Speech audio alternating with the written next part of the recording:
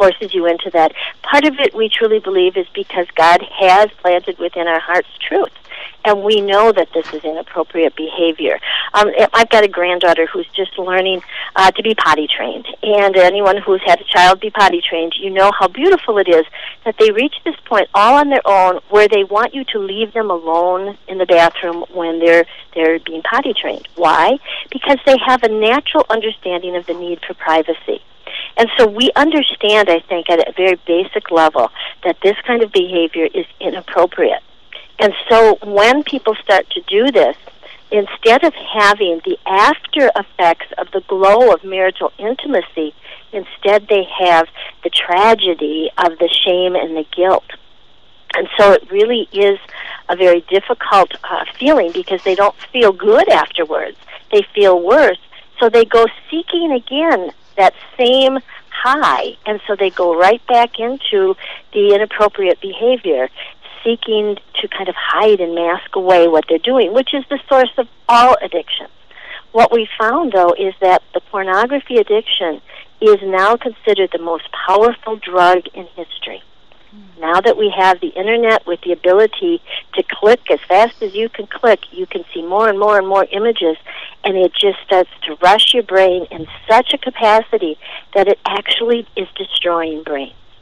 And Christina, I know this personally. My husband is a recovering porn addict, and when he was 9 years old, he was introduced to this when he found his father's stash of pornography, which is a very common story from people who are in their 50s or 40s or 50s or 60s right now.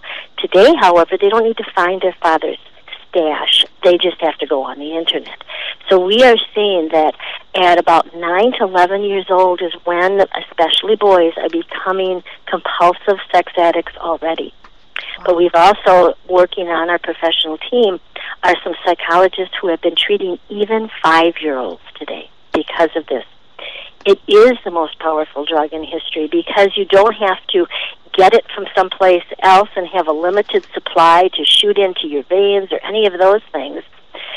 What it does is it really is self-induced chemicals that make this such a powerful addiction.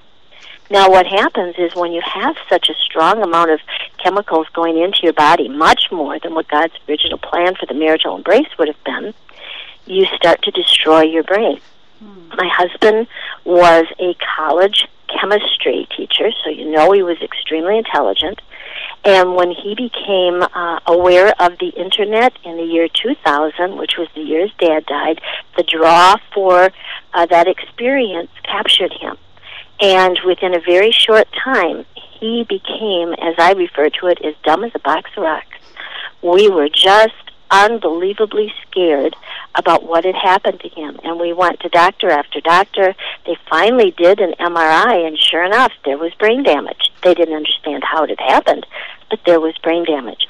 Well, we were eventually able to understand if you take an MRI picture of the brain of a porn addict, match it with the brain of a cocaine addict, they look almost identical. Amazing. It looks like Swiss cheese. There's holes, it looks like, in the brain. They're actually not holes. What they are is lack of blood flow, and particularly in the parts of the brain that have the ability for decision-making.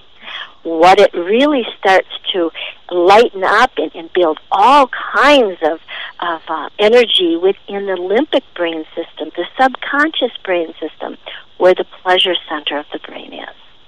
And this is the danger. Now, there's hope. There's great hope. My husband is smarter than he ever was. There is healing.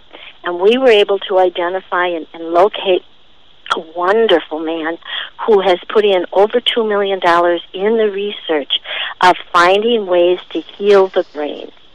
And this has just been such a blessing and such a gift. And our own bishop, Bishop David Ricken here in the Diocese of Green Bay, knew our personal story, knew the transformation that had happened for my husband through this program. So he began to put this program, Ken Dale, on the Green Bay Diocesan website, and we were creating resources, Catholic resources, to support this program. And he had asked us to go public with our story so that we could reach out and help to heal other families that were suffering from this.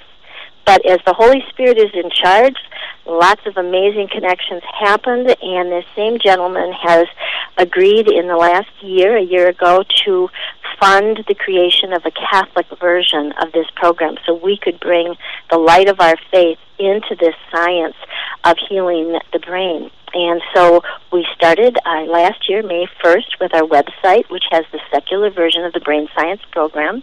Okay. But now, in about 2 weeks, we will be launching the full Catholic version. But anyone who signs up today is able to then roll over into the Catholic version when it's made available. And we have heard nothing but positive testimony